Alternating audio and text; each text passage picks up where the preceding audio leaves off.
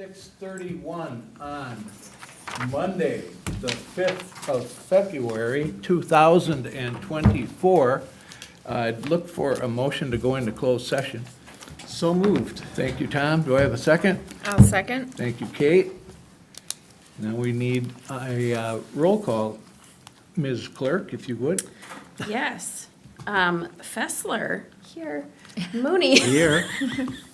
Howry. Yes. Green. Yes. All right, vote passes 4-0. Okay, so we will go into closed session. I guess I did. Are we going across the way?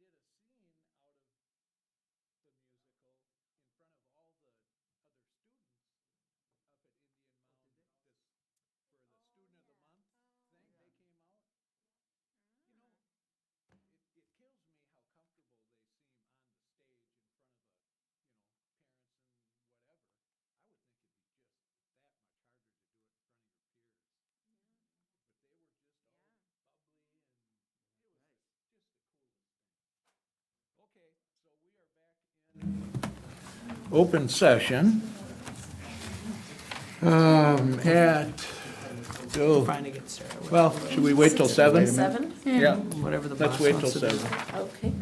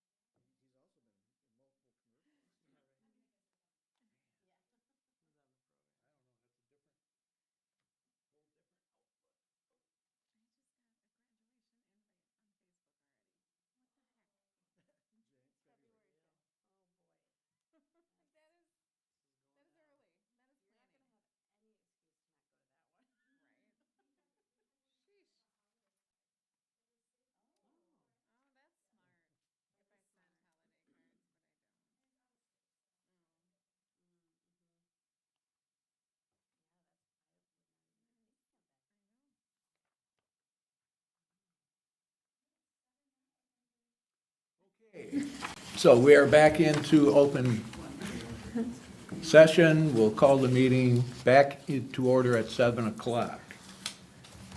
We have some consent agenda items that include the minutes of the January 8th, 2024 school board meeting. Also have some professional staffing recommendations, and also some co-curricular staffing recommendations, along with some personnel items that there's no vote necessary, so I would look for a motion to approve the consent agenda as presented. I can make that motion. I'll second.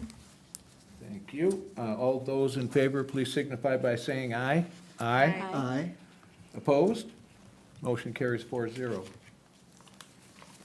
All right, then, moving on, our next item is, let me get this open. We have not received any public comments prior to the meeting, and we have not had anyone register this evening. Thank you. So in that case, we will move right along to our high school student report. There's Joey. Oh, there we are. The gang is all here. That's For sure. Okay, wow us. Awesome. Okay. I'll just get it pulled up here. All right.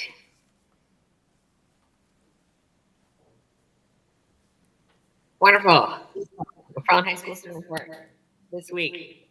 Lots of highlights. It's been a bit.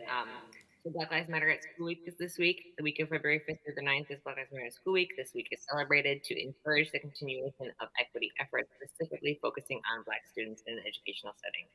To celebrate this week, BSU will be hosting a week of dress-up days enjoying Black history with MHS. They will also hopefully be holding a fundraiser at the end of the week, hopefully selling custard to raise money for Roots Ethiopia.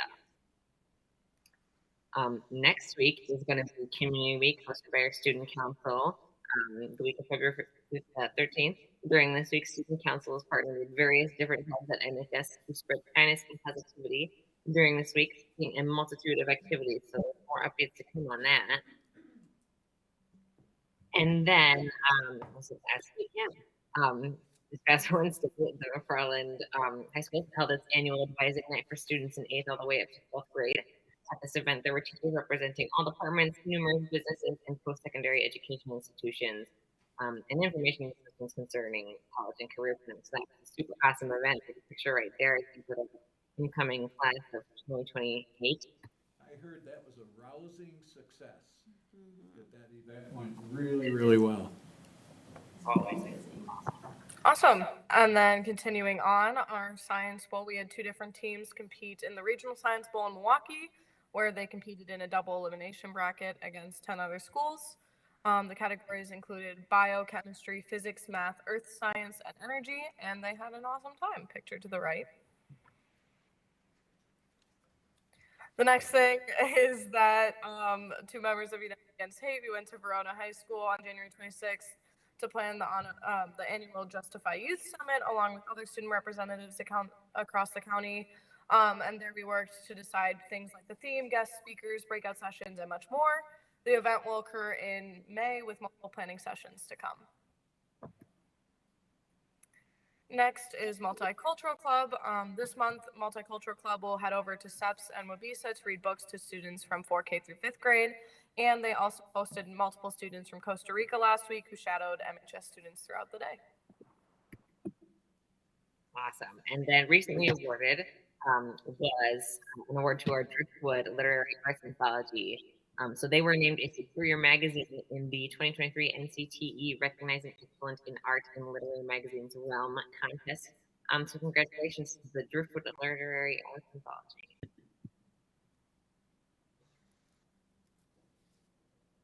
Also, I believe it was last week or the week prior, many of our MHS students were selected as an MLK Outstanding Young Person. So 5 MHS students were recognized at the 40th Annual MLK Junior Recognition Breakfast hosted by the Urban League of Greater Madison. You can see a picture over there. Awesome. So congratulations to all those individuals. And then the Indigenous Studies Field Trip Mr. Ward's Indigenous Studies class fell to Tejo Hikera. I'm gonna butcher the name, but Carolina Orlando Art Shigoni from the Ho-Chunk, Omaha, Maryland, and Potawatomi tribes to support the Ho-Chunk Nation Medicine Office and learned about their programs and history. That's awesome. And then our senior capstone business class called Spartan Headquarters held the Spartan Flashback Sale. Oh, I can hear myself, sorry. Held the Spartan Flashback Sale with donated vintage McFarland clothing a few weeks ago where they raised $465. And quick sidebar, this is sort of related. Our DECA projects, they made written projects and they did deliver them to Angie, so you guys should have those at some point. Cool, next slide. Yep, we got it. Awesome. And then a few weeks ago, this is like right after the last school board meeting, 8 McFarland High School alumni came back and they shared their experiences about life after high school to the junior and senior class. A wide range was represented from out-of-state private universities, Wisconsin system schools, community pathway or community college, and straight to workforce pathway. Awesome. Now some sports updates. So on January 27th, MHS Girls partnered with MHS Girls Basketball to sell T-shirts in which all proceeds go to the Women's in Sports Foundation in celebration of National Women and Girls in Sports Day on February 7th this week. They raised nearly $1,000 for this foundation, allowing them to continue their work in uplifting female athletes and promote gender equality in sports. Also, this past weekend, the MHS dance team competed in a regional. They competed in the state competition, but prior they competed in a regional competition at Watertown Engineering, taking 3rd place in the common jazz event. This allowed them to attend the WACC state championship this past weekend, where they sealed 4th place in Division 4 proms. Congratulations to the dance team for that performance. Okay, and then our boys swim team won their conference meet on Saturday, and this was especially cool considering this is their first conference meet in the Badger Small Conference, so congrats to them. And then also a few weeks ago, our Spartan Headquarters class partnered with the girls basketball team to raise money for the organization Right Love on Her Arm. They sold T-shirts and hosted Miracle Minute and raised $2,301 with $1,500 going towards that organization. And then as for our student and staff updates, Mr. Suring and Ms. Thompson were our staff shout outs for the week that got put on the Spartan Scoop. Yeah. What a great job. Yeah. How long have you been doing the staff shout-outs? Has that been going on for a while? November. Like November. Okay. Yeah. Feels right. What a great idea. That's fantastic. That's really, really good. When the alumni came back to talk to the students, there were 8 of them that came back. Were there any wow items that you heard from that group that you may not have expected to hear from them? One thing I thought was super interesting is we had like a previous graduate who went like straight to barber school. I didn't know how cool barber school was, so that was super cool. I know who that is. Yeah, I know where he works. that's also. fantastic. Anybody got anything else? No.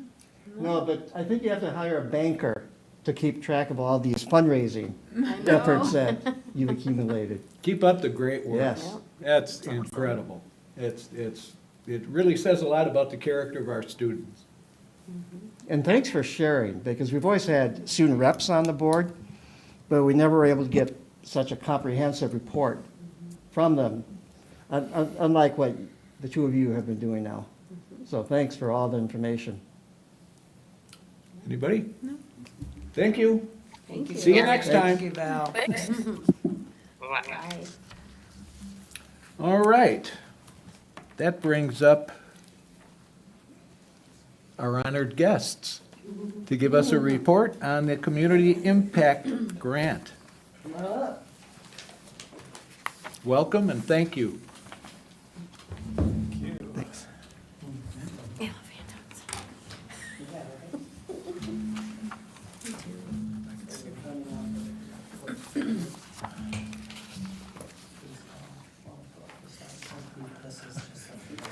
Thank you. Very good to discuss this morning. I like it. I think it is. Feels closer.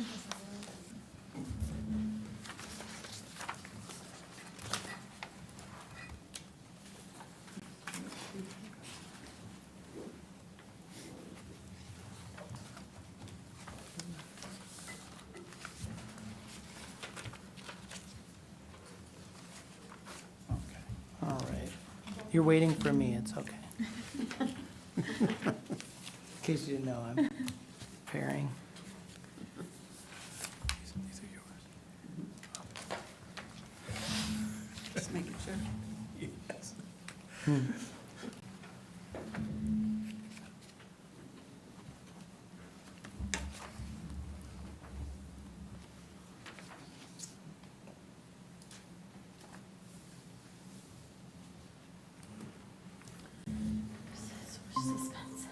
It is. I was doing the thing so that the thing didn't come on and everybody go, oh, the feedback. See, I'm getting better here. We like that part.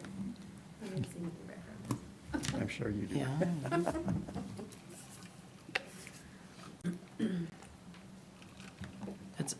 Plus a dramatic pause for effect. I think it really sets up the anticipation. So, I mean. Sets up the disappointment. Right. Oh, it's not in a hurry today. All right, well, thank you, everyone, especially those of you viewing from home, for your patience. We are excited to be here to present to you our presentation we provide to you twice a year on an update on the outstanding accomplishments from the Wisconsin Partnership Program Community Impact Grant. And we copied a few slides for you, and we'll reference those later, but we'll provide some introductory comments. Of course, joined here, myself, Aaron Tarnitzer, I get to be the superintendent. I am the district partner, along with Dr. Christine Pribino, who is our UW partner, researcher, and of course, Dr. Jeffrey Lewis, who's our partner from Natural Circles of Support, our community partner. And so we're going to provide you with just a little bit of an update, and we'll entertain your questions at the end. Now, some of this should be repetitive for those of you who are board members. For those in the public, this may be the first time that you're hearing about this. We want to provide a nice reminder about the purpose of the grant and some of the unique aspects of it. Of course, the equity issue that is the focus of this work is our African-American students, students reporting they don't feel a sense of belonging in our schools and the impact they feel and how, the impact they feel and how and what they learn. So the impact, ultimately, you'll be hearing this as a reference point from us, is ultimately it comes to students' ability to learn, feeling a sense of belonging is certainly an important foundational component. And our purpose, we really want to make a long-lasting systems change impact, something that is sustainable beyond the life of this grant. And we do that through our partnership. And this partnership aligns very closely with our strategic plan, our mission and vision. Of course, as you know, our mission, which is displayed for you and up behind me, meeting the needs of every learner every day, and our vision, which is creating an equitable and inclusive community committed to student belonging, achievement, and growth. And I think you'll see belonging, achievement, and growth integrated throughout our presentation today. So Dr. Lewis is going to talk to you now, just a reminder about the different goals of the grant. So there are, first of all, thank you for allowing us to come and share with you. Really excited about working with your district as the work continues to grow, and the relationships, I think, are really, really satisfying. It's been a rewarding 3 years so far. So these are the 5 sort of overarching goals of this project, of the grant. One is leading mentoring circles for students. Students are at the heart of this. They're the center of it. And so that's really a first priority, but then also to empower staff leadership around this work. So natural circles is a series of concentric circles. So we have a circle of students, and we want staff leaders and other staff then around that, and we want to empower them. Engage in district-wide inquiry, and there it's just, broadly that, this is data-driven, both in terms of the data that we have from the district, but also we collect data throughout this process to hear student voice, to learn from what we're doing so that we can continue to modify and improve this. The development and implementation of seminars and communities of practice, and that's where we work deeply with your staff, equity leaders and others, so that they begin to work together around developing and promoting this work, but also so it becomes district-wide, so that from CEPS through the high school, there's some continuity and consistency in our efforts and in the change we're trying to bring about. And then, of course, we want to engage families and the community. And I don't know, Aaron, you can actually say more about that in terms of what that looks like, but clearly that's an important component. Yeah, so we're going to give you some updates on some of our key accomplishments, and just a reminder about this is a 5-year grant, $1 million, and we are at the end of year 3, so starting year 4. So as I was thinking about this, you might think, oh, you're sort of on the downhill side of the grant. I don't think that's a good analogy. That implies that things get easier. I think the more you know, the more you want to do and accomplish. There are some things that you'll be hearing, though, as I talk about these accomplishments. Some of these things are becoming standard operating procedure for us. And the first of that being with the mentoring circles. And we have continued these circles. The numbers remain consistent across grades 3 through 12. So again, we have them at Wabisa, Indian Mound Middle School, and of course here at the high school, where we began with mentoring circles, our first school.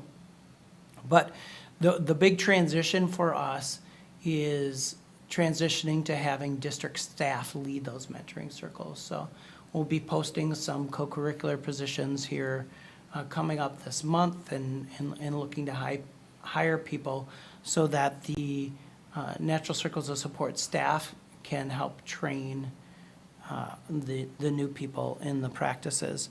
We've also already began to integrate our diversity, equity, inclusion, and belonging coordinator, Brittany Brazel, into those circles to get a sense of how they work and how they run so that she can provide support during the transition. In addition to that, we have built upon the work of Dr. Briggs and Percy Brown Jr. that were here, and of course, that's been expanded in Brittany Brazel's work regarding hate speech with a staff student. We recently had a community presentation, which I know many of you were able to attend. So feeling really good about that, beginning that transition very intentionally at the beginning of year 3 for the district to provide leadership.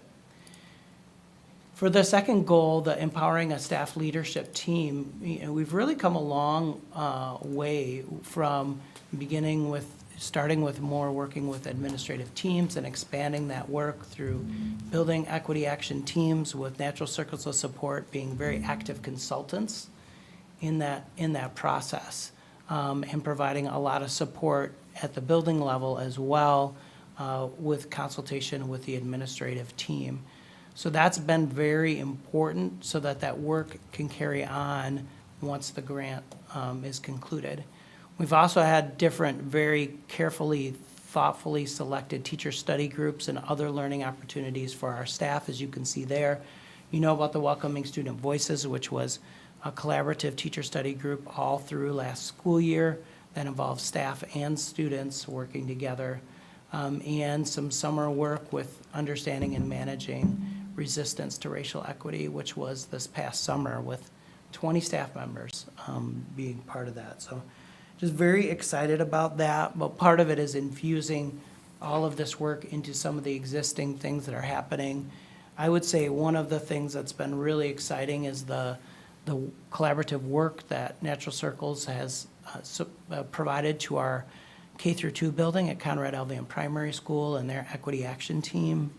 Given that they don't have mentoring circles, that work has looked a little bit different. And then also the collaborative work at the high school with the student leadership and social justice groups. For the third goal, engaging in district inquiry, we're going to talk about data to some detail coming up soon. But some things that have been exciting is surveying all staff, conducting administrative interviews, and then of course, all of the research that's done with the students that are in the mentoring circles and collecting that. We've also, just this past couple weeks, have been collecting data from our students in grades 4 through 12, administering, I think for the first time ever, a comprehensive assessment survey to all students on their experiences in school. That will definitely inform the grant in our work as well. We've also had the seminar sessions, 4 seminars since August of 2023. For this school year, we have one more coming up on March 8th. So excited about that. And those seminars and communities of practice is really where you provide a chance for our equity leaders to get together within the district, collaborate, learn from each other, share ideas. And there's always a piece of teaching either from Dr. Lewis or Brittany Brazel that's advanced their experiences.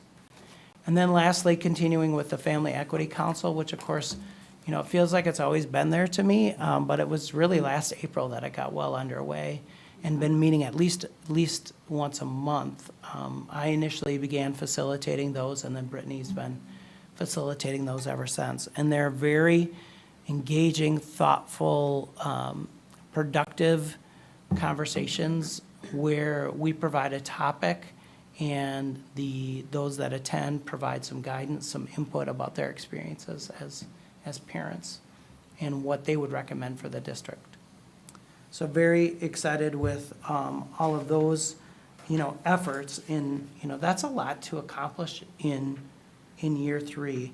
The projects that the buildings are working on are very excited. That's part of what happens in those seminars as they work on their projects and really looking at creating a sense of belonging for our students and talking about the student experience using student data as a reference point.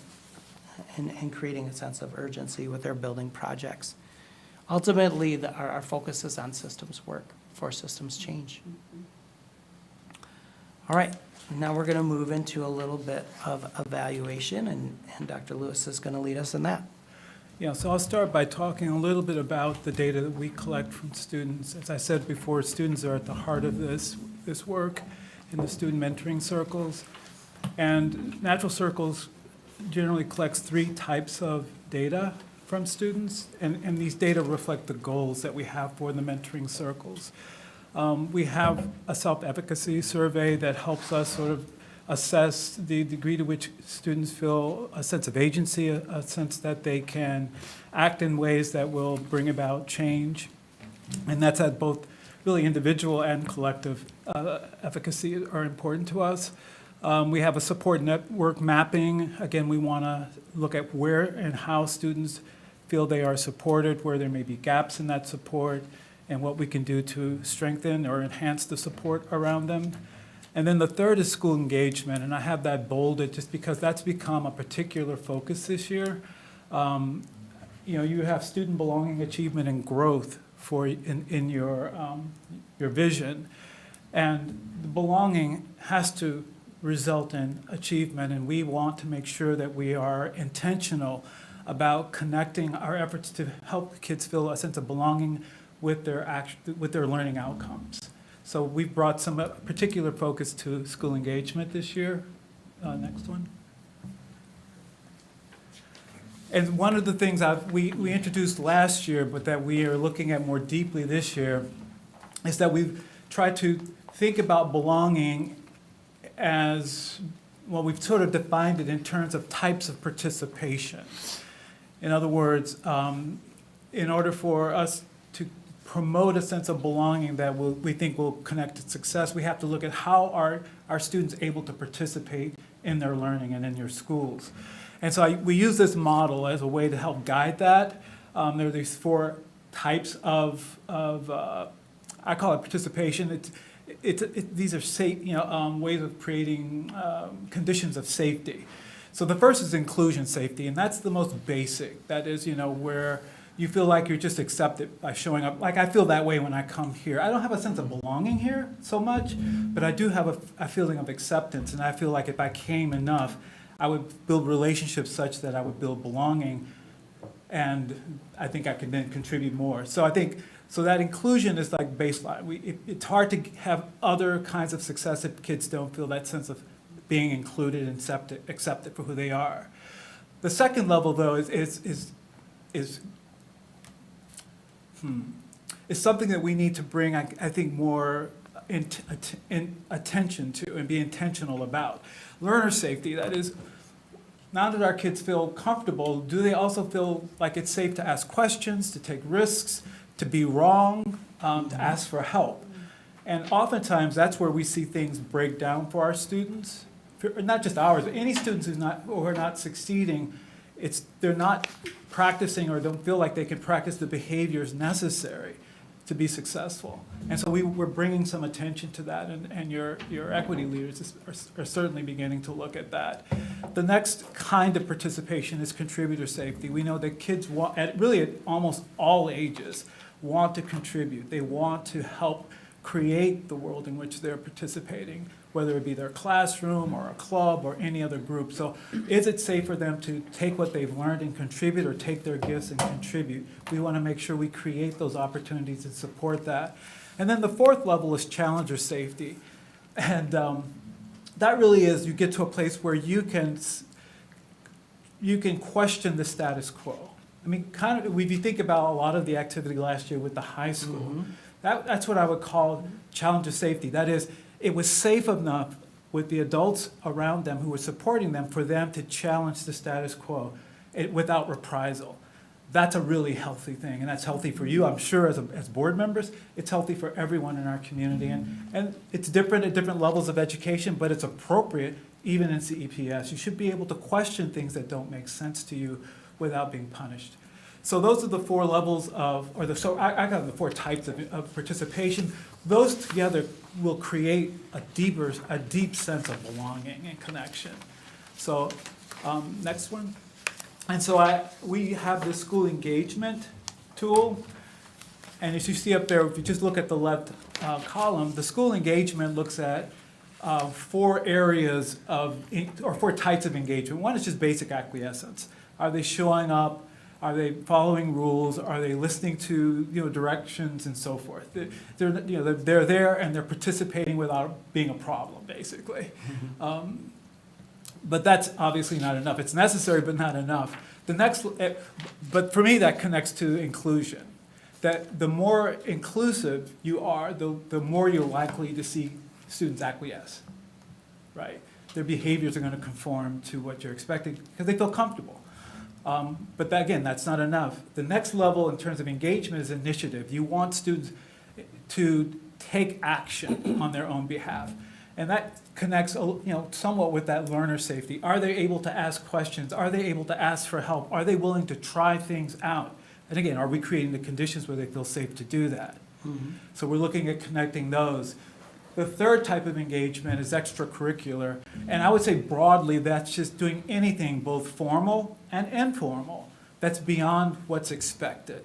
So it can be the kinds of things we were looking at earlier from your high schools, or I don't know if those are high schools, but from your students around the clubs and different activities. Or it could simply be, I'm in a class and I want to do additional problems. I want to try something out that's beyond what was expected.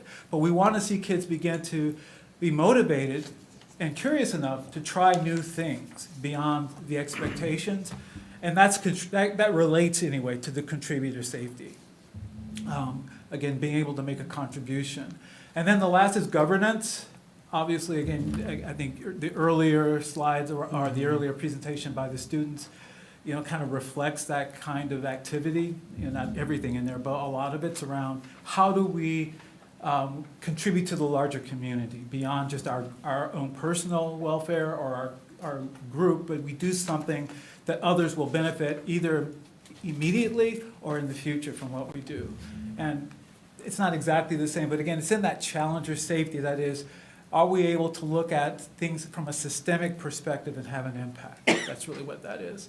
So again, we started looking at this last spring, I believe it was, or late winter, and we're looking at it more deeply this year. We're asking people to begin to look at how are our kids, use this as a way to guide how we evaluate or assess the degree to which kids are able to participate in ways that are going to help them be successful, particularly, again, our black students, but I would say any students who are faced with with a disparity, who are not achieving to the degree that they are they're capable. Is there another one? Just to move them That's to the it. evaluation. Okay. Thank you. All right. Christine? Do you want to pause for a second and do questions at all, or Oh, keep yeah. going along? Does anybody have any questions at this point? Not at this point, All but right. afterwards I will. We'll Go keep right going ahead. then. For John. All right, so I'm going to give you a little bit of an overview of our evaluation, and it was really great as we turned in our annual report just a few days ago, actually, to say that we're meeting all of our grant objectives. We did get this money during COVID, and I would put us about 6 months behind, which is generally how all implementation across every grant I work on is going right now. So it's a very normal thing, but I'm really pleased that we're moving along in all of the areas that were discussed. We mentioned that there's a number of ways that we're collecting data from the students themselves. Last year in January, we did a full survey of district staff, which identified one of the top things they said was how to address microaggressions. And so that survey is being used for those sorts of things, but it'll also be used as baseline for, and we'll do it again in May of 2025. And then I want to share the interviews that I did over the summer with your administrative staff. And I just wanted to share these data because last time I talked about the survey, so I thought might be interesting for all of you to hear what the administrators are saying about just generally taking the temperature of what's going on in the district. And then since we were at 2.5 years at that point, what should we be focused on these next 2.5 years but yet, thinking about sustainability beyond the life of the grant, of course. So there are a lot of words here, and that's why somebody had the brilliant suggestion of giving copies to you. So you can see here that there were a number of areas that I spoke with them about. They lasted between 25 and about 45 to 50 minutes. And I did them mostly on Zoom, one in person, and I knew most everybody, so that was great. But I only took a portion of the results that I have, and these results were reported back to the leadership team, our leadership team in October. Basically, they identified a number of positives, things about, I think one thing that I'll just highlight a few of these results. One being that things are happening across the district. So in the PD that's being offered, staff from K-12 are there. So it's across district. They're hearing the same messages, including things like how to address microaggressions. So everyone is getting the same information. We're not siloed, as it were. They talked about some of the systemic stuff, strategic plan, how critical that's been. A number of people noted how wonderful and valuable it'll be to have Brittany on the staff, and she's been a contributing leader in our working groups and with planning professional development, and with the students. You could see that immediately. And also the idea that there is it's not okay to not try. So you need to take risks. And that feeling of safety for the staff was pointed out. They also talked about some areas that they would like to see some continued effort on.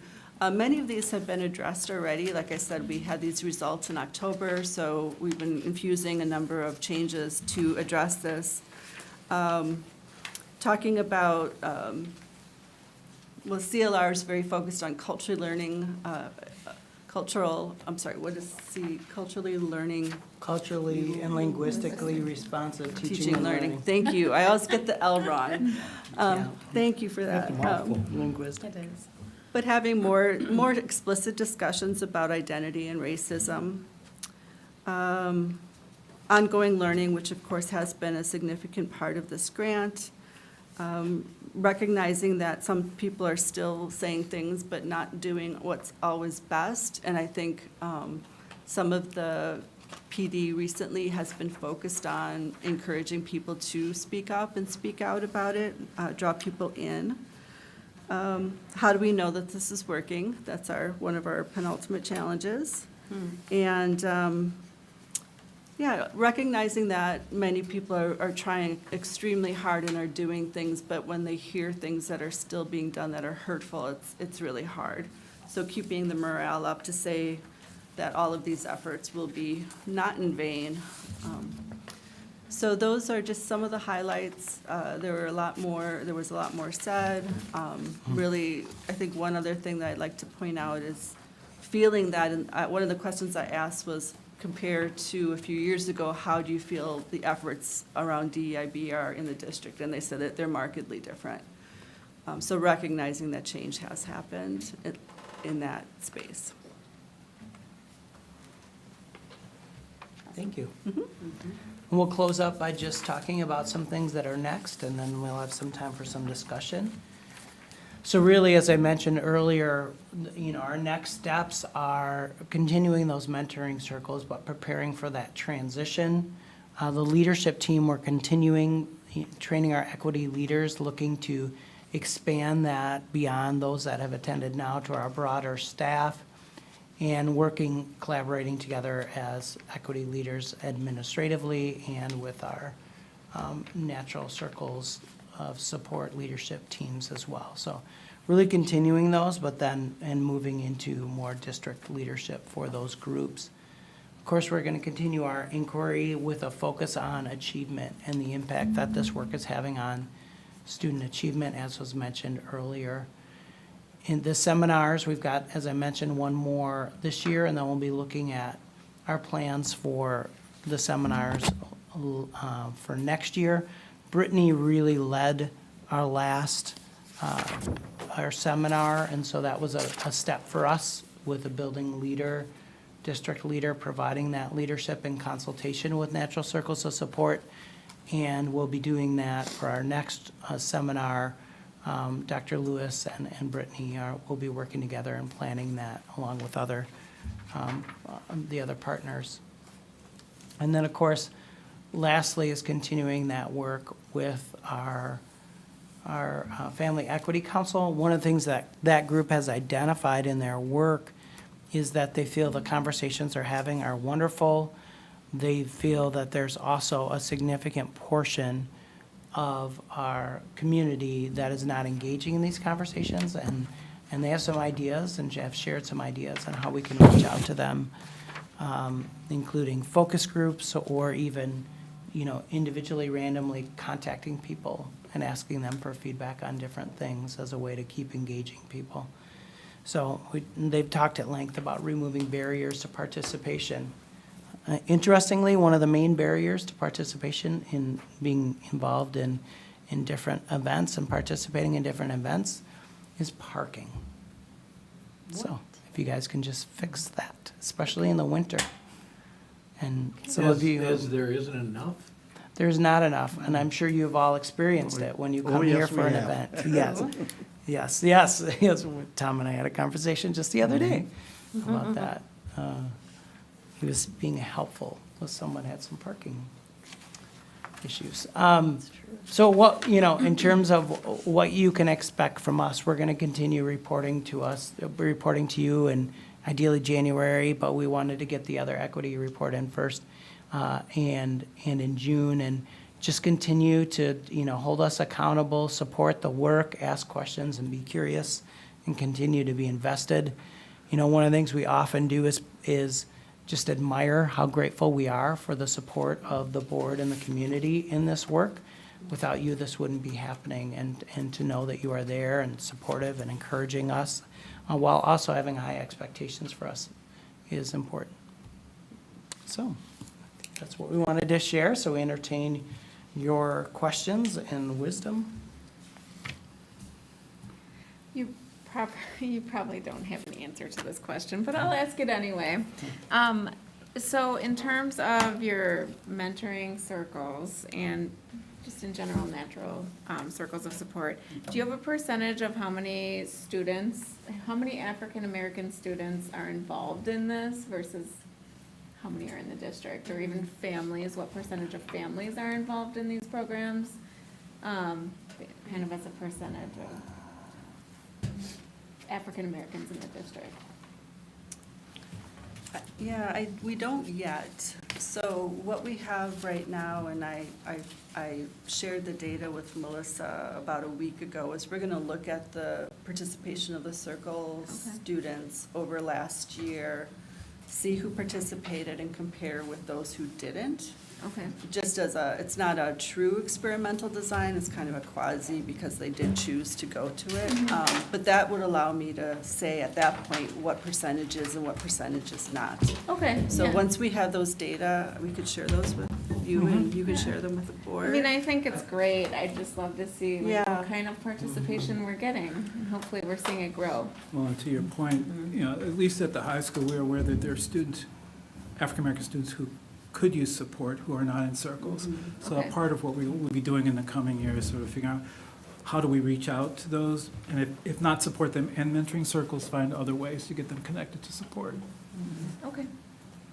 Yeah, I would say, it's when we do the invites, certainly a much smaller percentage of those that are invited actually participate, and there's a variety of reasons for that.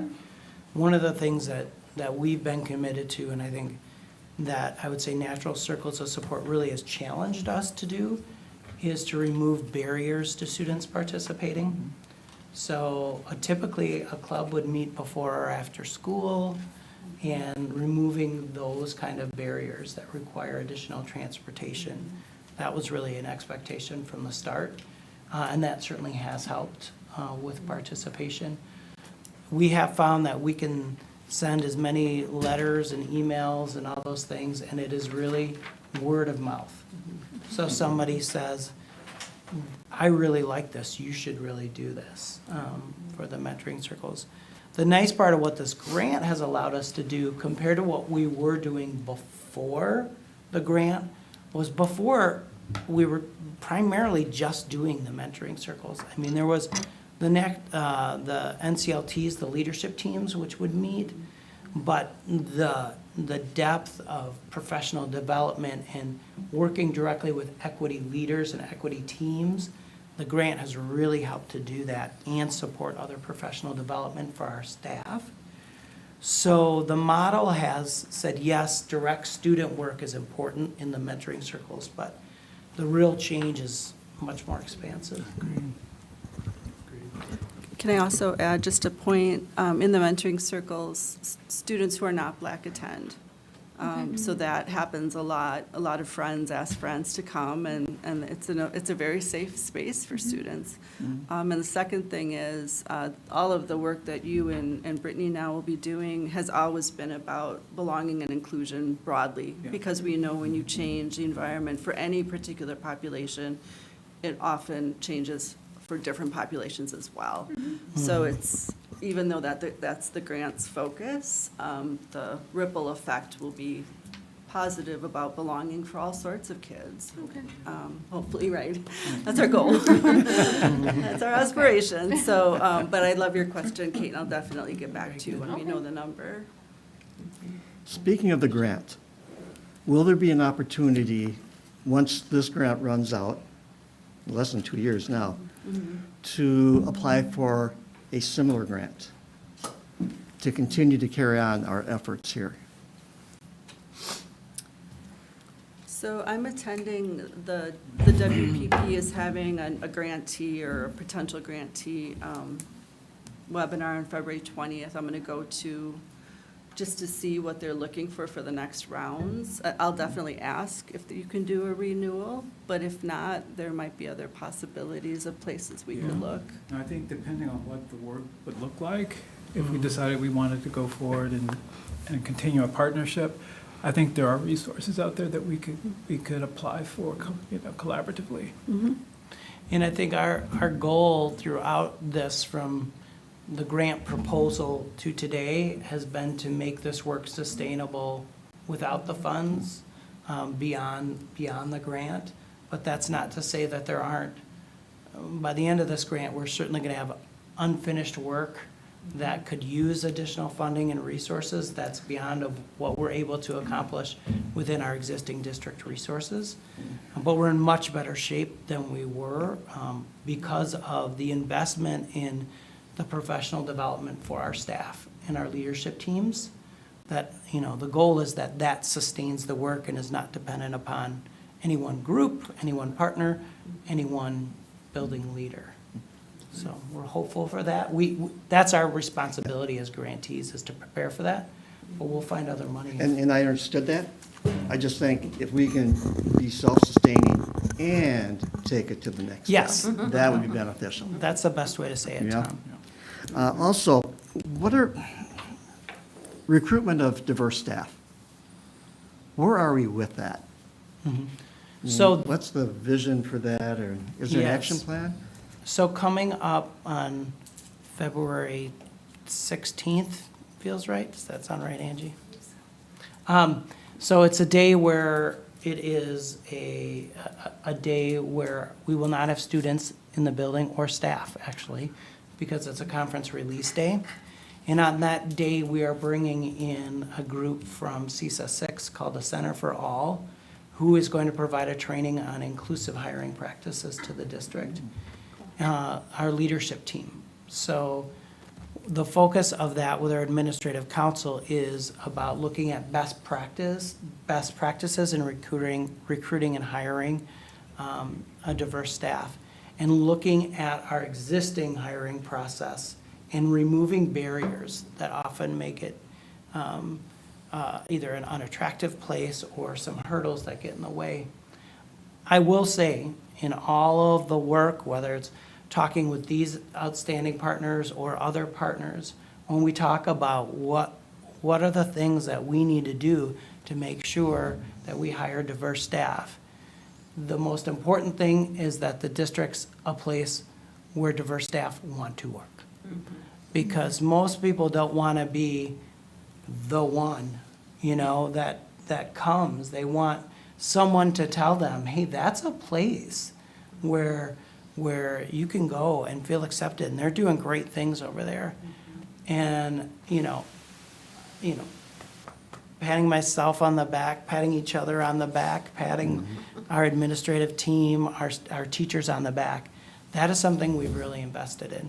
I think with our time, our professional development, and of course, just even hiring that position, for having Brittany's position, I think shows that we're committed to that. In addition, now the village has hired an equity strategist.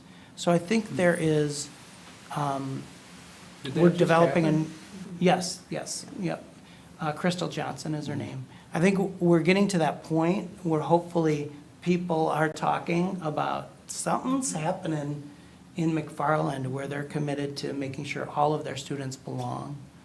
So that's our hope, is that, yes, we'll get these tools that remove the barriers, and we'll be developing a reputation as a place where you want to come work.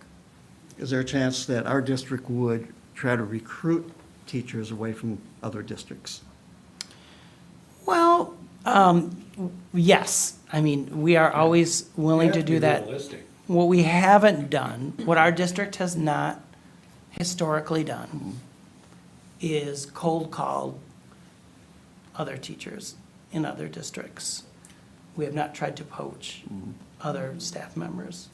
We have had our teachers receive those calls from other districts, but, part of it really, to be honest, in addition to the reputation, is, people know how competitive you are. They know about your working conditions, and they know what you pay. And so as you'll see in the referendum conversation, that's also a factor to be considered. But I'd entertain the board's thoughts on how aggressively you would like to draw from other districts. Very. Then one other question before I make a comment. The Family Equity Council, is that something board members could Sure. attend? Yep, it's not a private group, it's a drop-in group, it is open. I think I'm not sure when the next one is, off the top of my head, but I sure. 21st. 21st? The next one's the 21st. You may be at a community informational session about the referendum on that date. Maybe, yeah. Yeah, but, Because we've just heard about this yeah, Family Equity Council, and I'd just like to see what this is all about. yeah, I can mention it to Brittany too, because that could maybe even be something they could prepare for. What questions might they want to ask you or discuss or let you know. Sure. I will And I try just to- have one comment. Thank you very much for coming. I mean, I look forward to the updates every 6 months, because I know it's a huge initiative here in the district to help support kids. It's important for, at least me as a board member, sort of to keep tabs on this, to see what type of progress we are making. So thanks for your time. Yeah. Thank you. Yeah. I did have a couple questions about, like the evaluation of the data and being able to keep a pulse on where we or where we're at in this work. After the grant ends, is that something that's in the works as part of the making it sustainable, right? Like in the surveys that we do throughout the year, or, what's the plan for that? I know it's a couple years out, but is that on the radar? I think all of the evaluation tools and practices that we're implementing with the grant could be replicated. We don't have the expertise of a researcher, Right. that can analyze the data and Right. summarize it as well. But the tools, I think, are there, and I think we're developing some expertise. Okay. And over the next 2 years, at least, with Natural Circles, we'll be working with each site to, not necessarily formal evaluation, but like some systematic kind of feedback, ways of getting information from, especially from kids. Yeah. So there'll be obviously the clear outcomes in terms of, the achievement and other data, but that belonging piece, that participation piece, I think we can be asking kids all along the way what their experiences are, engaging how their responses change over time. Yeah, that's the goal, right, is to, Yeah. and we won't know if it changes if we're not always checking in on that, so. Yep. Okay, great, thank you. And I would echo Tom's gratitude for all the work and coming here and sharing the updates, so. Sure thing. This is a fun place to come. It is. We're here every other Monday. Yeah, just today. It's true.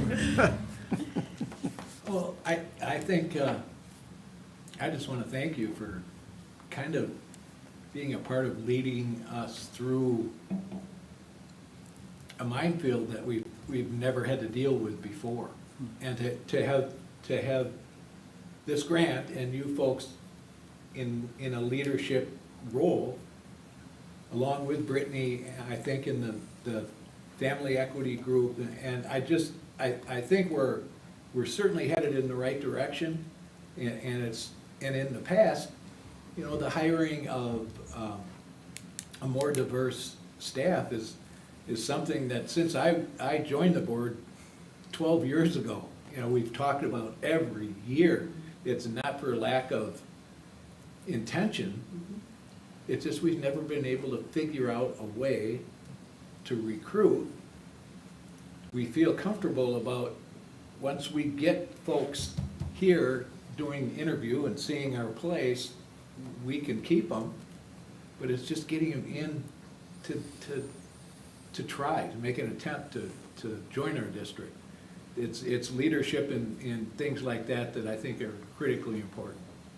And just thank you for being our leaders. Can I add one more thing? Please. In response to that, or adding on to that, because I agree with you. And I think you have more than you know that we're not fully taking advantage of. I'm discovering, you know, so there are staff that we work with quite closely, particularly at the high school, but within our seminars. But in our conversations, they are alluding to, or they're mentioning other staff who are looking for a way to have these same kinds of relationships, haven't figured it out yet. So I feel like we can expand, you know, meaningful relationships between your staff, and your very good staff, very good teachers, with some of the students who are not connected. I think you can do more with what you have. We need to figure that out. And frankly, I think as you create the kind of staff culture, I guess, you know, the school culture, where staff work together in this way to address this issue, that's also going to be attractive to a diverse audience coming in and saying, oh, this not. See how they work together on behalf of those students who are left out. So I think there's more we can do with the existing staff. I'm just keep discovering these gyms. I say, well, they're telling me, well, why aren't they in our meeting?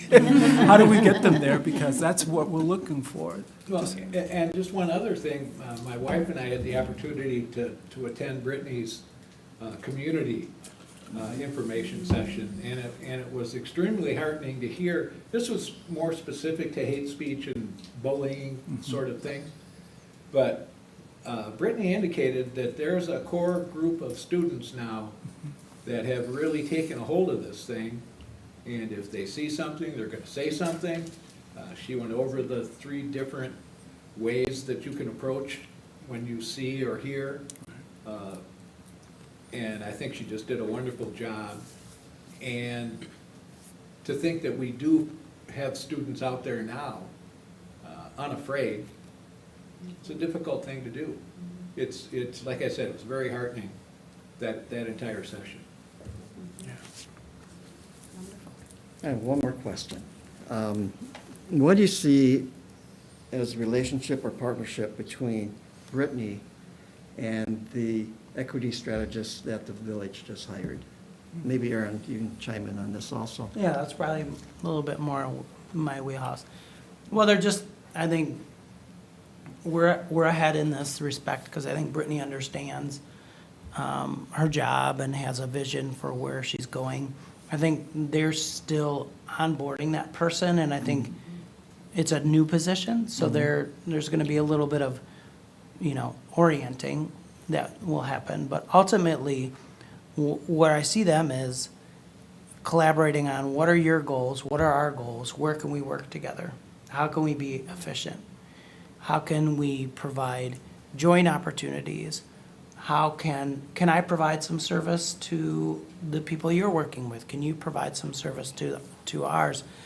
And then, at the lower level, can I promote what you're doing? Can we share that with our staff? I think, the village wants to hire a diverse staff too. So what are those things that you're trying? What have you learned? What research have you done in that expertise? They haven't done much more than, met each other and then raved about each other and how excited they are to get to work with each other. But I do see that as really a great opportunity for people to collaborate and provide more, maximize a resource. Thanks. Thank you. Thank you. Thank you very much. Okay. So next we've got WEBA board meeting report. Mr. Mooney. Yes, thanks. Let me just get it up on my phone here.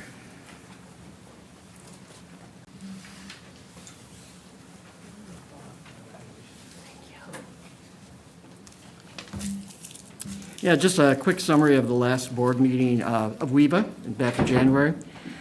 The second enrollment forecast is for them to have 4,463 students enrolled in K-12, WEBA, DCA, and Insight.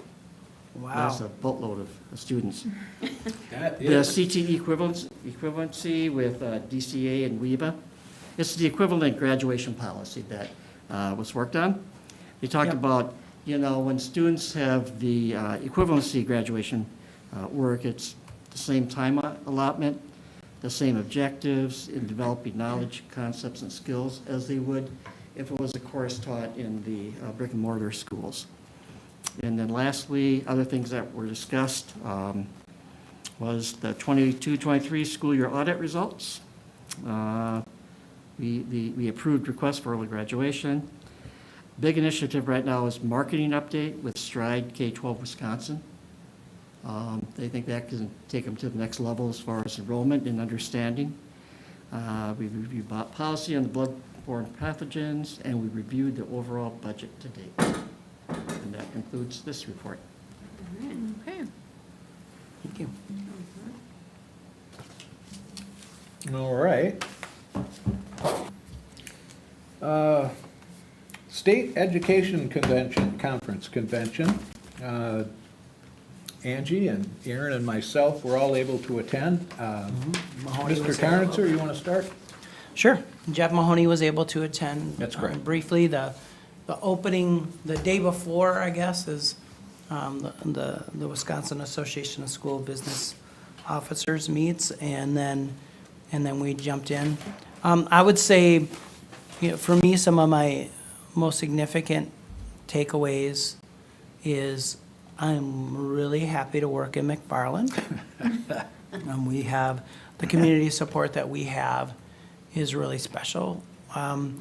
The other thing I would say was that, as we're going to ask people to vote on an operational referendum, was not only are we not alone, but there are many people who have gone before us, been successful, or gone before us and not been successful, that had a lot of wisdom to share with us about what they learned through the process. And that was really valuable for me, more so affirming that we're on the right track and what we're doing and how we're going about it, and the transparency that we're addressing it, and our plan to inform the community is really well thought out.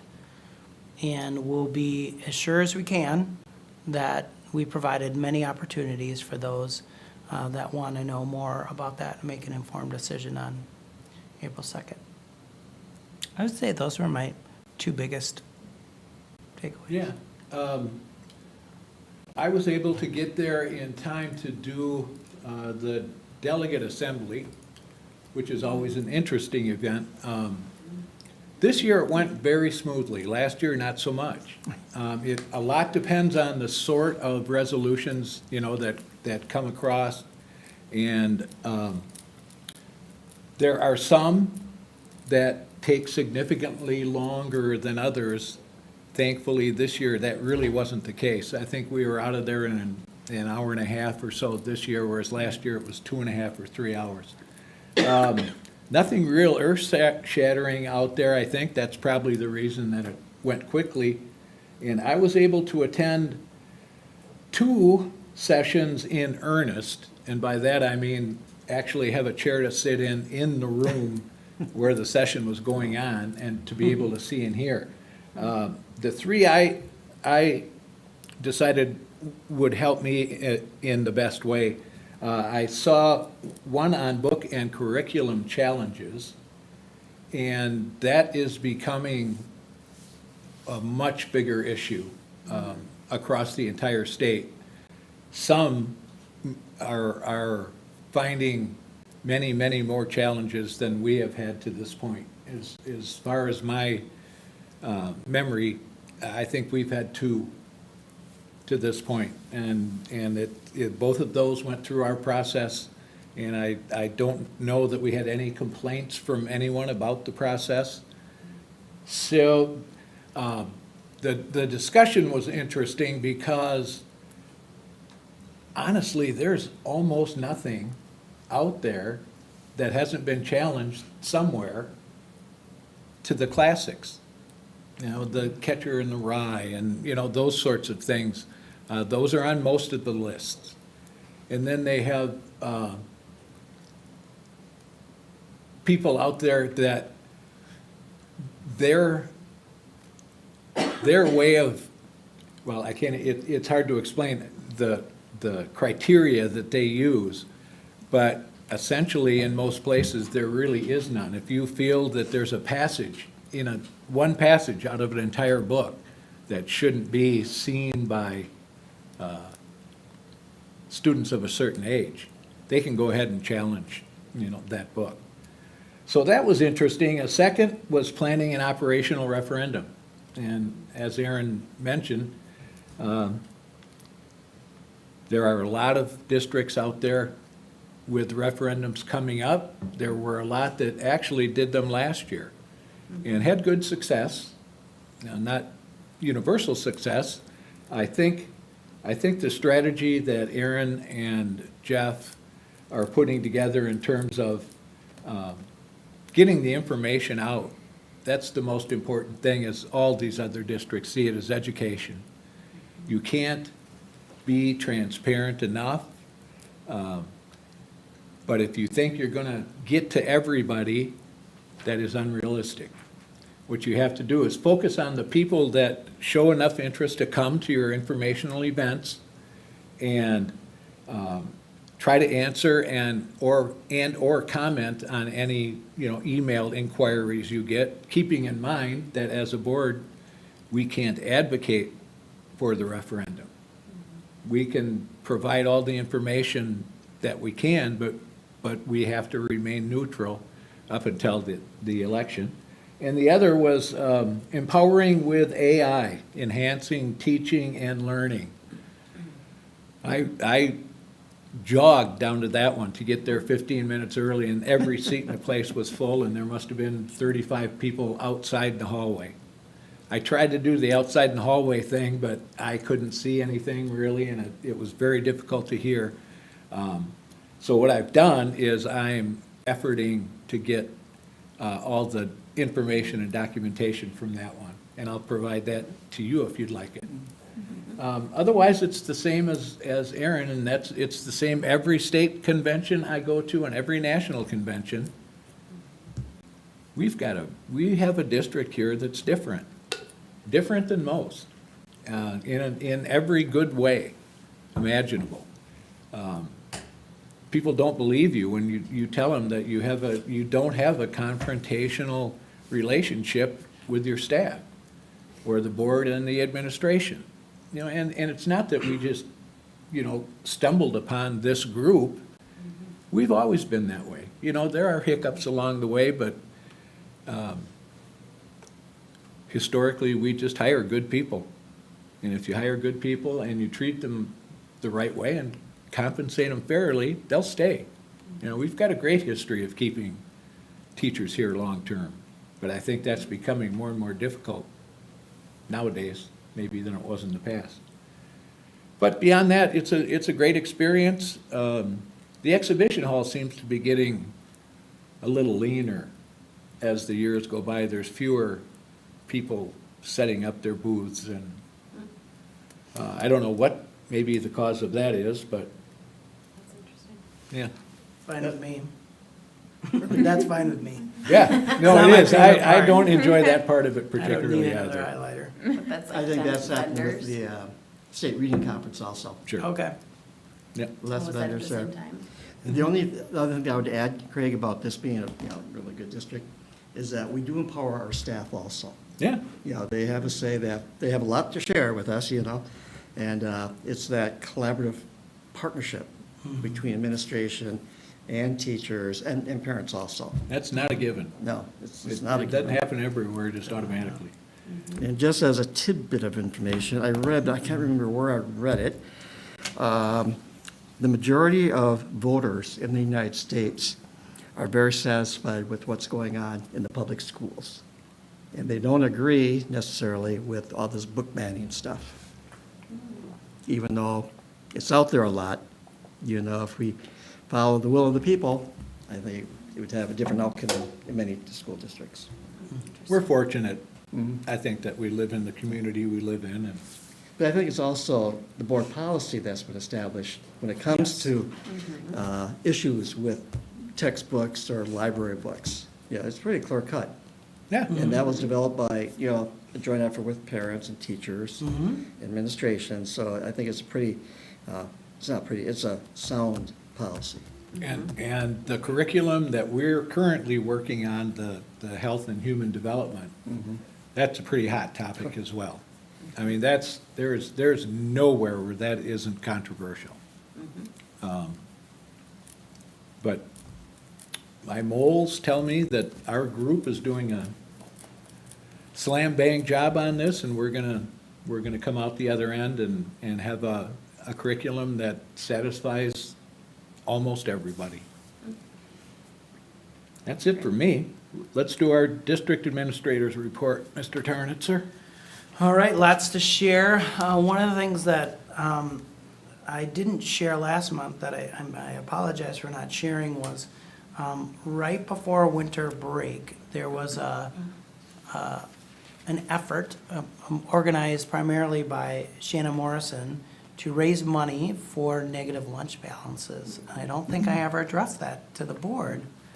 You may have heard about it on social media, but in a couple of days, through great organization and promotion, they were able to raise $2,784.66, which made all of the negative lunch balances whole.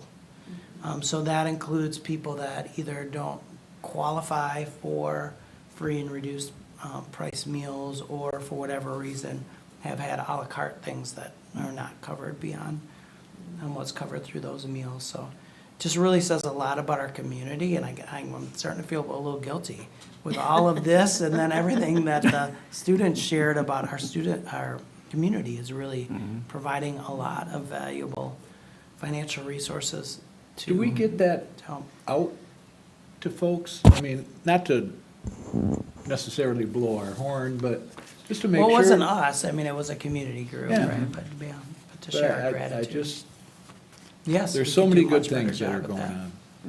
Yeah, so that was really exciting. I actually have a question about that. Is that, Yes. when it was wonderful, that's Mhm. amazing. Are they able to determine which negative school lunch balances are for people, like where it's a chronic issue, or is Yes, it? yes. Or people like us that just forget to report. Right. Yes, the it's account not That's what I'm later, trying too. to Right. get to, is to Okay. make sure. Yeah, it's not the it's- temporary Myself included, it's not the fluctuations, temporary okay. fluctuation, yes. Okay, These so are more it's- ongoing balances. and- Okay, amazing. Yeah, and to be Regardless, honest, going to who needs it, right? Like, that's what we're- that amount of money Okay. can happen very, very quickly. Yes. Yeah, it sure can. It sure can. Yeah. This is a Rice generous, Krispie treats. they're a generous community if you ask. Yeah, they are. You know, if you just Especially have to when it get comes to out the there kids. and have a good reason for needing something, and that McFarland has always been very generous. And I think, isn't it in the next policy batch, the hot lunch program? Yes, That's what I thought. I think it might be tonight. Hot Is it, lunch. or is it in the next one? I think it's next I time. don't think it's tonight. I can get them all separated. I didn't read it if it were It for is, tonight.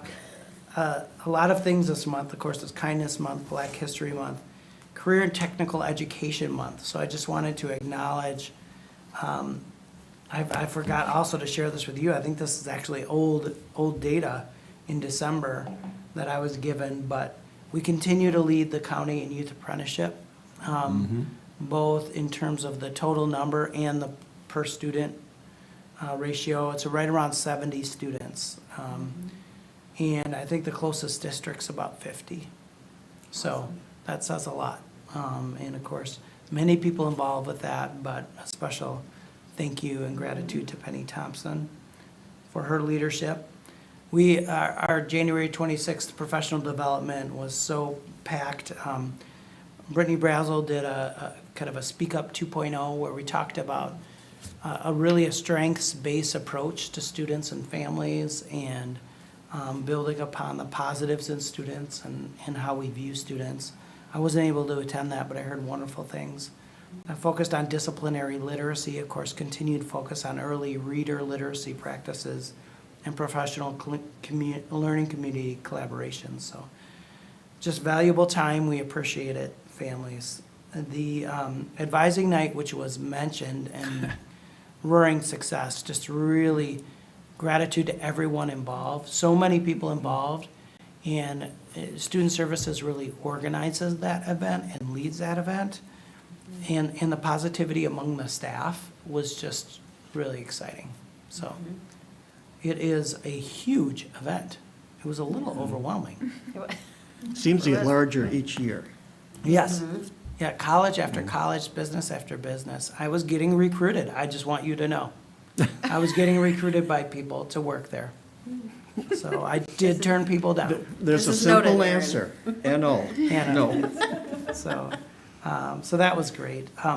One of the things, Megan and I were just able to attend the NHS induction ceremony, so that's very exciting. It wouldn't have made the cut.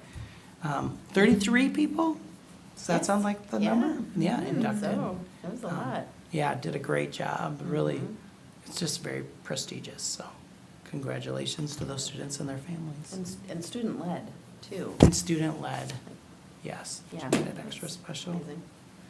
I have a few photos to share with you, some of which are just frankly not very exciting because, yeah, I mean, once again, the high school just continues to dominate that. So let me get that pulled up. But lots of fun things to share. All right. While you do that, I'll just give my 2 cents about the advising night. We've tried to go the last couple years. And, we have a junior, and he really felt that, and there were so many people. I mean, it was, I'm echoing what everyone has already said, but on the flip side, there's also, our junior felt really prepared with a lot of that information already, as a plug to the student services for students who are trying to get that information kind of throughout the year too. They're providing that information, and then they're also making this huge event. Yeah. So it feels like they're really getting to the kids, to all the kids. Yep. So that, it's I was very impressed with the event. How many student services staff do we have? Well, we have here, a total in the district? Yeah. That's a great question. I'm gonna have to write that down, because We just added 5? Right, right. So, yeah, for our 4, we added 4. Yeah. You'd have to count up. No, that's fine. Give us an accurate number next It, time. it was Yeah, more just Angie's a, about to do it in her head Yeah. now. One of the things is that we want to make sure that we have all 3 roles in each building. So a Yep. counselor, a psychologist, and a social worker. And then some buildings have 2 counselors. So that would be 12, and then so 2 we're in the counselors. Yeah. 15-ish? Yeah, 15. Range? I counted 16 in my head. Yeah, 16 feels about right, because there's 3 counselors here, Yeah. 2 counselors at the middle school in Wabisa. And they will work for kind of program support or things like that. So Yeah. different roles, but Yeah, anyway. Is that kind of an ongoing process? I mean, are we always looking for more? no, I mean, we can't financially support anymore, but, you know, I feel like the people that we have are really, really high quality. Yeah. So, this is one of the there we things go. to recognize, just some students in 8th grade really analyzing the I Have a Dream speech. They also analyzed a letter from a Birmingham jail. I just found this really interesting because I saw on some, you know, TikTok, I think it was actually, where someone was going around and interviewing people on the street to see what they knew of the I Have a Dream speech, and people know very little. And I just thought it was just really nice to see our students breaking it down and analyzing it beyond just the thing that you see in your 5-second news clip every year. Some of the things that people on the street are not aware of is staggering at Yes. times. It's not going to make you feel better about the world. Although, who knows what I would do if a microphone was, you know, thrown in my face. Had the spelling bee, Josh Johnson does such a great job at the middle school organizing that. 7th grade has the champion, Adriana Lee, whose championship word, calcitonin. Calcitonin, which of course you know is a hormone that controls the level of calcium in your blood. Obviously. I mean, everybody knows that and how to spell it. But we'll let you keep that to yourself to save time. Second place finisher was Emily Zhangzhou in 6th grade, so excited for that. Snowboard, the snowboard trips coming back.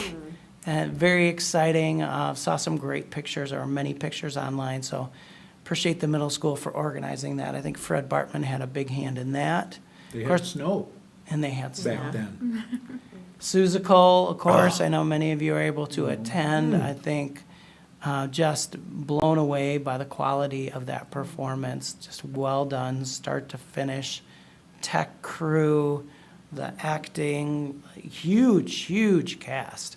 And the whole gang Stage was in design. Sunday cleaning up the theater and That's right. the mess that they had made. Yes. The deal. Well, it's great though. I mean, they were hurt. I think everybody was there. It sure appeared as though, Yeah, well, because then they have a party too after tear down. Right. well, yeah. Incentive. Oh, it was? The party was Saturday night? Wow, so they came extra.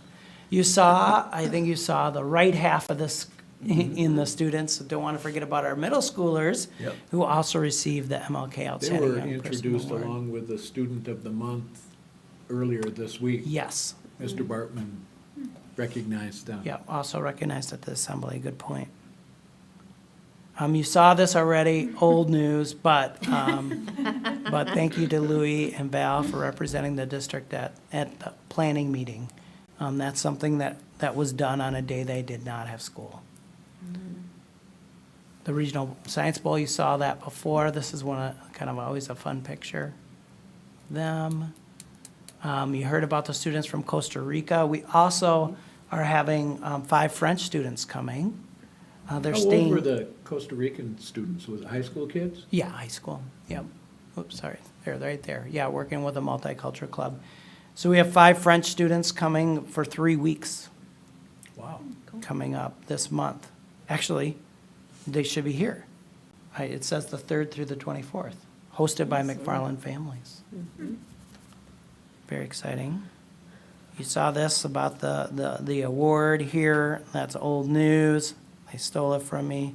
You didn't see the air-cooled engines unit. Love to see the hands-on work our students are doing, our amazing tech program. That was one thing I noticed at the state convention. One of the schools, I can't remember offhand who it was, but their robotics class, and they had their robot there that class had built. It was pretty cool. Yeah, It was yeah, really a project. yeah, yeah. We teach robotics starting in middle school Mm-hmm. and have a robotics team now at the high school and the middle school. And hey, there we go for National School Counselor Week, and so excited. We've got 8 now. So excited to add to our group, and an amazing team they are of leaders. Unbelievable the resources they provide to students, families, and staff. Very grateful for them. All right, so those are the pictures that I wanted to show to you. I also wanted to make sure to just highlight a couple things, and then, of course, if there's anything you wanted to share. As you know, we have the listening sessions coming up, and they start on Wednesday. We'll have Wednesday evening, Friday morning, and then again on February 21st and March 4th. We also have staff engagement sessions coming up. I did want to just give you, for those of you that are kind enough to join our board meeting, you're getting a sneak preview of what we will be sharing at those sessions. I'm not going to give you the full spiel, but I just wanted to orient the board to this so you can kind of know what to expect coming up. Really what we're going to be doing is expanding upon what was sent in the mailer, which you should be getting any day now at home, and build upon that, and also include some of the questions and answers that we thought were more common. So we'll start off by talking about our 4 areas of needs with outdated funding system, inadequate school funding, our growing student needs, and then our rising operational costs.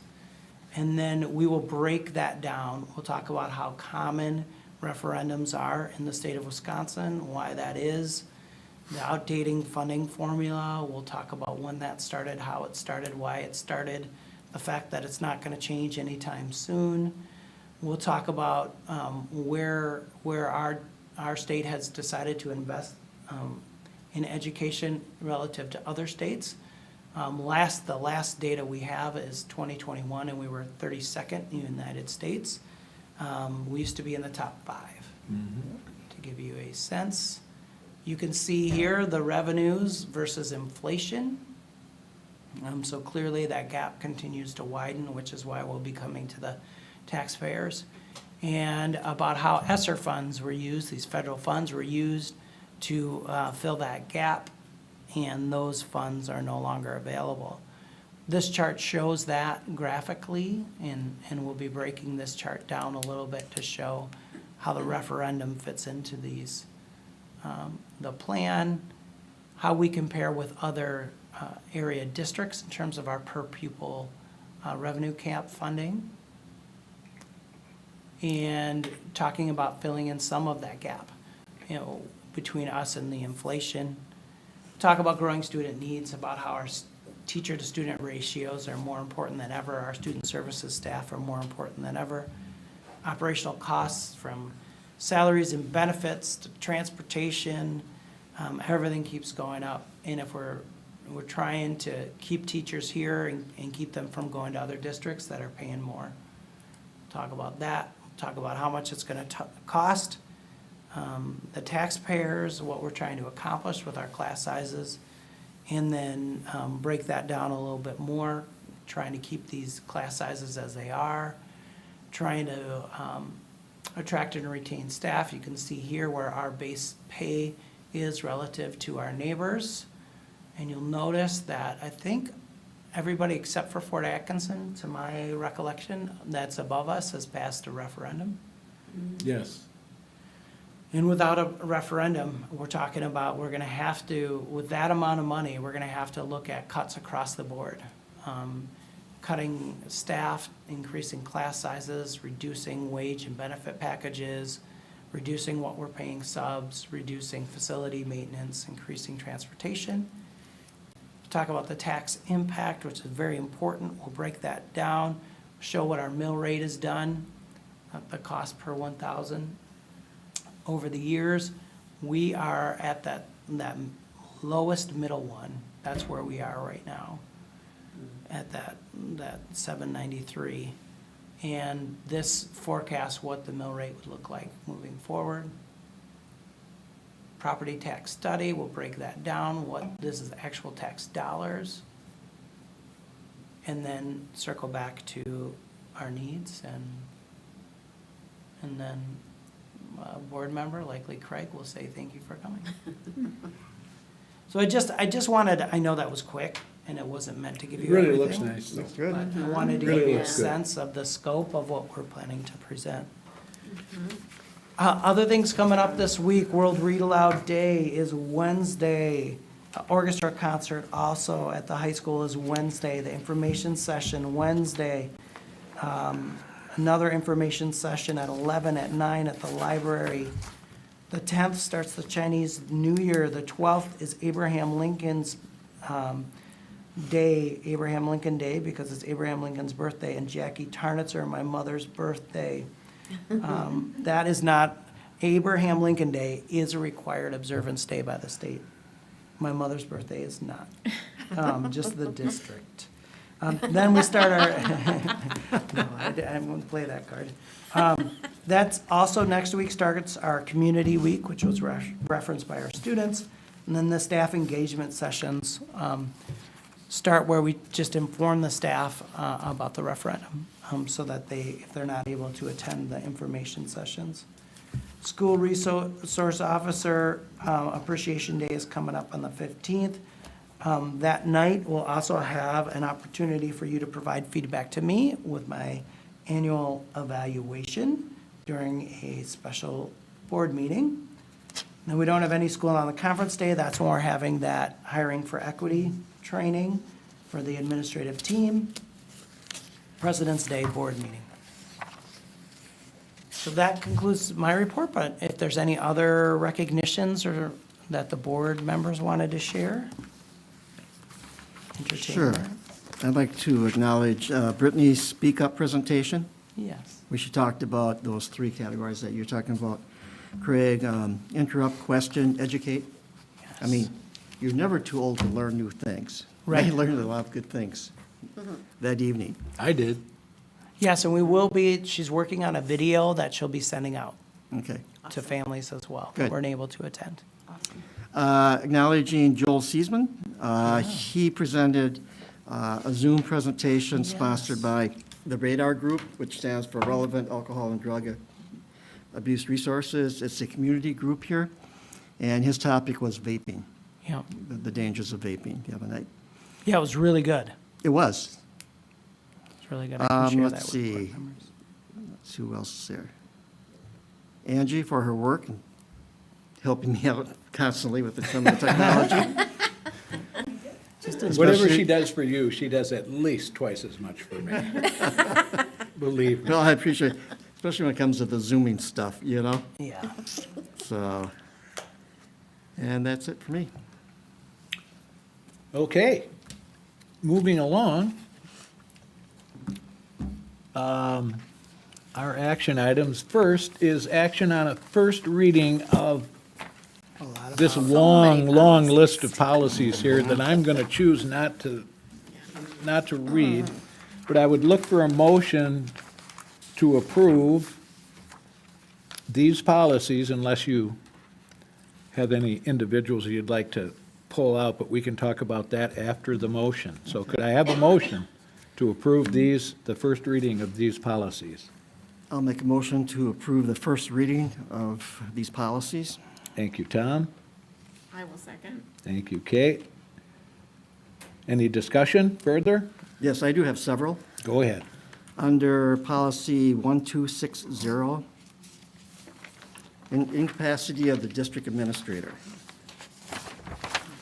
The very last, second to the last paragraph, it talks about the board may require the district administrator to establish to its satisfaction that the district administrator is capable of resuming such duties on a full-time basis. What about on a part-time basis? You know, where if for some reason you're out for a while, but You ease your way back the in. physician recommends sort of, easing Yeah. your way in. Yeah, I wouldn't see why that couldn't be I just think if we possible. include part-time, then that clarifies that. Yeah, I can definitely check on that and Okay. see if there's a reason why it is written as it is. Of course, we're not predicting anything. No, Presume. Right. I know my voice doesn't sound great, but. policy, Wait. oh, go before we- ahead. Oh, go Can ahead. we, so I would make one request that we go policy by policy and discuss them. Just because then we can, it is easier for my brain to follow. Yeah, once we're there, right. And I had one other clarification on that same policy. Okay. In the second paragraph where it says the board shall fix the compensation of the interim district administrator, Yeah. is that when they say fix, do they really like determine? Yeah, determine might be a better That's what word, okay. because that's what it Fix means. felt, yeah, that's what I was assuming based on the context, but Yeah. I was like, I wasn't sure. It's probably Okay. not broken, Right. so we don't have to fix it. Well, and also it didn't give the right. So Filler, I'll, so- I'll go down this list here, and if anyone has a particular comment or change to make, just stop me. Reading the policy, 0142.1, electoral process, Yes. okay? Go towards the bottom of the page, right above where it says declaration of non-candidacy. The sentence right before that, the order of names on the ballot shall be determined by lot in the event more than one person seeks office for a representative area. Are they talking about lottery? When they say lot? I think they mean throwing names in a hat and drawing one out. Statutory language, drawing of lots is to a determination of, like, let's say in hat, drawing out of a hat, pulling out of a hat. That is the language that they use. Yeah, that's what they, when you And I understand that. Yeah. I'm just reading from the perspective of the public. Yeah. You know, if we want them to become well aware of it. That's all I have for that one. 0143.1, public expression of board members. 0144.3, conflict of interest. Yes. So under conflict of interest, letter B, they talk about not accepting an offer or anything of value. What about tickets to an athletic event where we sit in the booth of a vendor? Does that cover that? Oh, you mean like at a Bucks game Yeah, or a Bucks Brewers game game or or UW something game. like that? And it would be like a vendor of the school district? Yeah. Or it might be the attorney or anyone else. yeah, I would think that That would, sounds like a conflict of interest to Yeah. me. that is, I would it is say. something of value. Yeah, I just Now, want to make that's sure not that. to say that you couldn't pay for Right. ants that, I just want to make sure that we're in compliance with that particular one.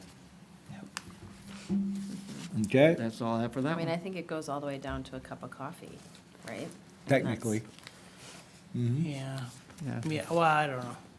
0164, Some Technically. level of, yeah, isn't Right. there a level of value? common sense. Right. 0164, meetings. 0164.1, regular meetings. Wait, hold on, I have a question on The first one? the 164. Yep. Okay.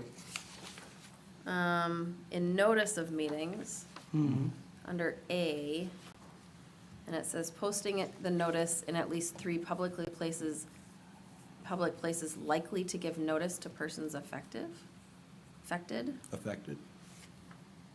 Like, what would be the most likely? Like, is that, I guess maybe just Ours making go to sure that like, we're, is it 20? How many places do we post? The 4 It's like or 5 10 or- municipalities. Yeah, we send them to the 5 to the 6 municipalities, or 5, and then we have physical postings also at the Village of McFarland, ED Lock Public Library, the One Community Bank, and then also McFarland House Cafe. Okay. And our website and at all of our buildings Yeah, as well. Right. I would say it's well covered. Yeah. I think so. Okay. 0164.1, regular meetings. 0164.2, special meetings. 0165.1, notice of meetings. 0165.2, change of regular meetings. 1260, we've spoken about. 1421, criminal history record check and employee self-reporting requirements. 1623, section 504-ADA prohibition against disability discrimination in employment. 1630.01, family and medical leave of absence, FMLA. 234, I had, kind of a couple, I didn't know the if. 1630. Yes. Okay. I mean, it would apply to both of the FMLA ones that we're gonna Yeah. talk about. I know that in our PZERC and CZERC meetings, we've kind of been talking about the definitions of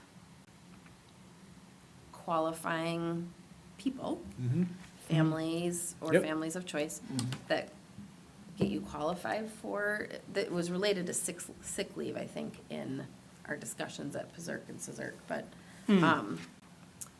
I didn't know if the definitions of the people that you're allowed to, if you're doing caregiving under FMLA leave, if that's statutorily defined, or just ensuring that we align it with what we do in our policy handbook, or in our professional and support staff handbooks. Yeah, so it's federally defined, Yeah, and okay. so anything that we do to be covered under FMLA in our handbooks fits that definition. Anything we do above and beyond that would be Okay. what's in the handbook. Okay, thank you. Okay. 2340, Yes, field and other district-sponsored trips. yes, and this is more of a question maybe for you, Aaron. Yeah. Under trip approval process, I fully understand the criteria and what's required. But what about, is there somewhere in board policy somewhere, if students are unable to afford field trips, are there alternative funding sources for them? I don't think there's anything stated. I can look. I don't think off the top of my head that there's anything Yeah. stated in board policy Yeah, that talks about that. but how do we, I wonder if we don't have an unofficial, like, no one would miss a field trip because of being unable to pay whatever the fee. It would be similar like athletic fees, right, and I wonder if it should be board policy, though. maybe. Because it could be so dependent on who the teacher is or who, coach, you know? I just feel we should be consistent across the district. Well, I think there would be questions. I would ask questions about what type of trip are we talking about? Because, you know, it's what, $2,400, I think, to go to the Los Right, for Angeles this, yeah. music trip. Yeah, I don't think that's something the district can absorb. So, I get, yeah. you know, certainly if it's a required school activity, that would be one thing. yeah. I think we should differentiate that. And the other thing is that if it is something expensive, that's where the outreach to the community comes in. Because we have a lot of generous folks out there. If they can sponsor a particular student for a field trip, I think there'd be folks out there that would be willing to do that. Do we, There is on any of the recent field trip forms that I've filled out, there's always an option to include more, or I'm including more to cover anyone who can't pay. So that is on there for any of the forms I've seen in recent years. So- But that's reaching school-age families. Yeah, that What are, about, 70% of the other community? right, Oh, I you're see. saying, I like, think yeah, we you're have- reaching the Donors? people that are already Donors, yeah. paying Yep. for their Yeah. own child, right? Right. So it's hard to pay for somebody else at the same time. Just a thought. I can check on that. Yeah, it certainly is, it's in addition to this policy. Okay, I have one question, just for curiosity's sake. In the second section where it's extracurricular / co-curricular trips, in that second paragraph where it says extracurricular trips that extend to an overnight stay are considered overnight travel. Yep. Other than WIAA athletic teams participating in state tournaments / meets. Why do they pull that out? I didn't quite understand. Or why is that not? I don't know. Okay. Is this also statutory? No, No. I don't think so. I don't think so. I just didn't know what that, I wonder why they would do that. right, like what the difference was. And this is covered somewhere else. I don't know. Yeah. Yeah, So that I would be mean- one thing I'd be curious about learning more about. Okay, Why is that an exception? In that case? yeah, you would almost think any organization that makes a state competition, be it DECA or math squad or science club, trip to state is a trip to state, regardless of whether it's a athletic competition or another extracurricular activity. Yeah, I mean, it's really about defining what is overnight travel. And so it might mean that it, puts into place other requirements then for both students I'm sure there and are. staff attending, For but overnight I don't know as why opposed it's to- There's some different. regulation about what you can Yeah. and can't do, you think? Yeah, so I would look for if we can find clarification on that. Okay. 2451, program or curriculum modifications. 2521, selection of instructional materials and equipment. Yes. Okay, Go down to the bottom, go up 2 sentences, they talk about students shall be responsible for replacement if they break something. The next sentence doesn't make sense. The cost of materials may be charged for materials used in these activities beyond the basic curriculum, if they decide to keep it. Wouldn't it read better if we just said, the students may be charged for materials used in those activities beyond the basic curriculum in which they decide to keep them? the first sentence sounded clunky. How is it? Well, the first written? sentence is, okay, so that last No, I sentence. mean the one you'd like to change. Oh, yeah, the cost of materials. Aren't we saying students may be charged for materials used in those activities beyond the basic curriculum in which a student elects to participate, like in shop or art activities? I think, makes sense. Or is it defining what the cost of materials are for, like that it could be considered a material expense under, like, all of the coding that happens But then we should state in the that. budget? Or am I the only one that thinks that's confusing? It wasn't when I read it, but now that you say it, I see what you're When saying. you read it, it's,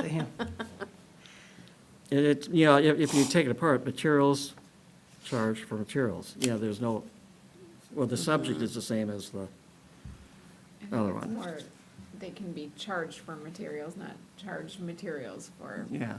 materials. So there's like an extra word in there that There's- makes it confusing. Yeah. Or it could be combined with that sentence right above it, too. as a Yeah. second sentence, just to add on. I guess I'm not convinced that they're talking about students being charged the cost of materials. I feel like it might be a Where, budgetary thing. but the qualifier is where the product becomes the property of the student.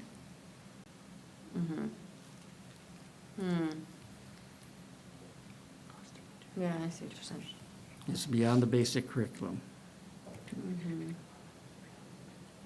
Yeah. Maybe it's more clarification. Sounds like we need clarification on that one too. The cost of materials, yeah, I think I'm kind of where Kate is. It's, part of it is just about using materials choice.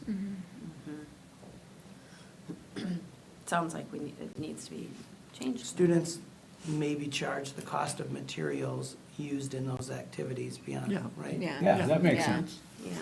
That's easy. It's good when it reads what it means. Yeah, Okay. Is it? That's weird. 3120.07, employment of casual resource personnel. 3121, criminal history record check and employee self-reporting requirements.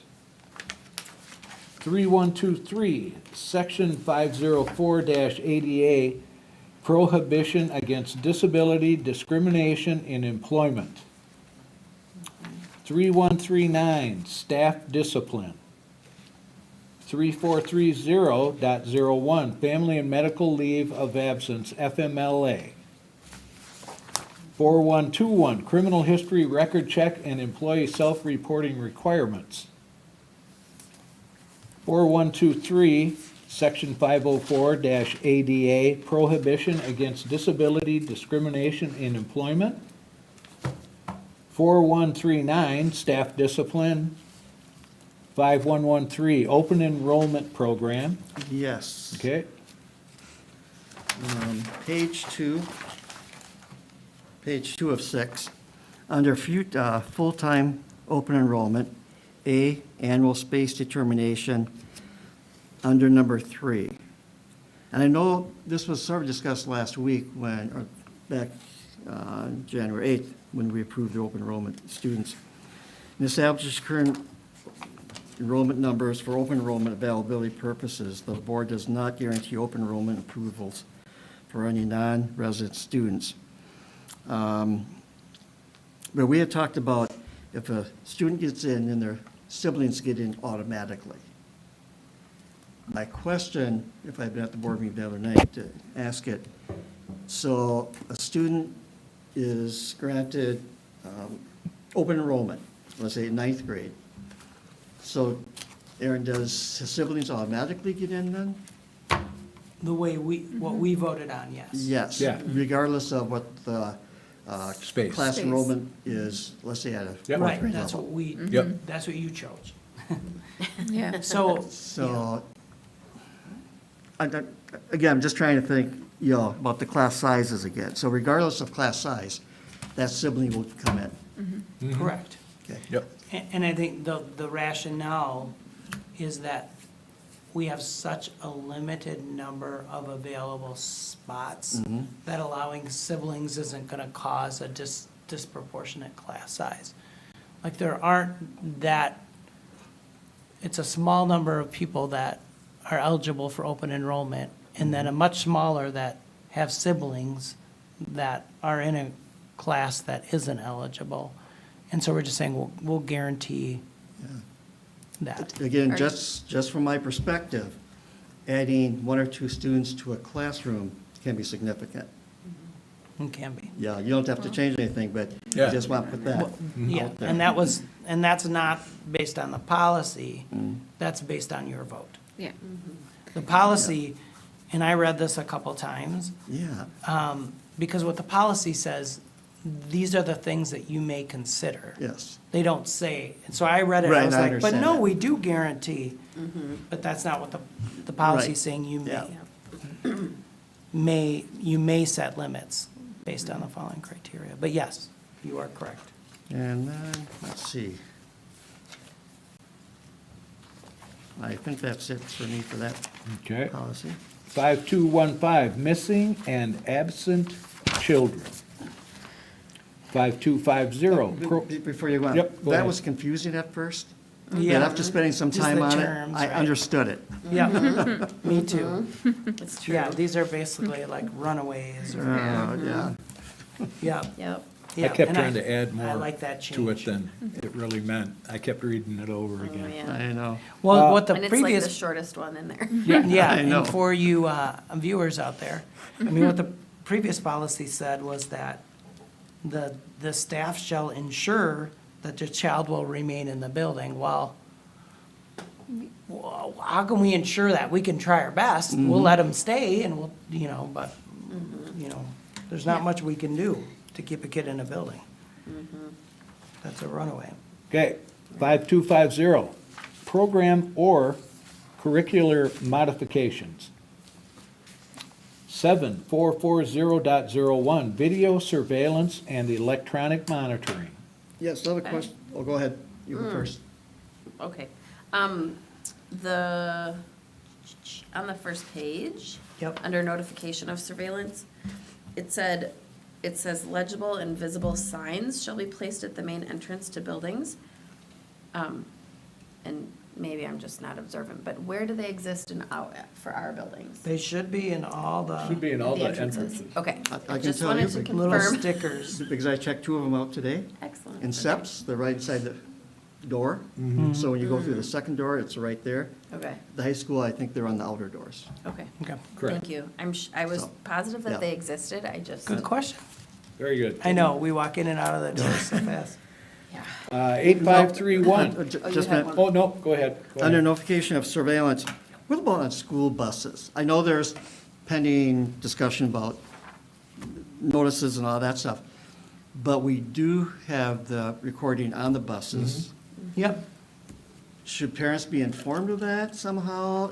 I know we tell them that, we're recording on the buses, but should there be a little sign on the outside of each bus so parents? I know when you get like something about the rules for bus riding, and I don't know if it's a contract, I can't remember, but Or at the beginning of the school year?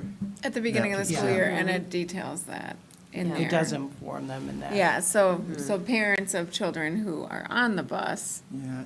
are aware. Again, it's sort of a double standard because we have to have the posting inside a school door, but not inside the school bus, yet they're both informed in the same manner. It's probably not wonder a if they bad are. idea, but I mean, I don't.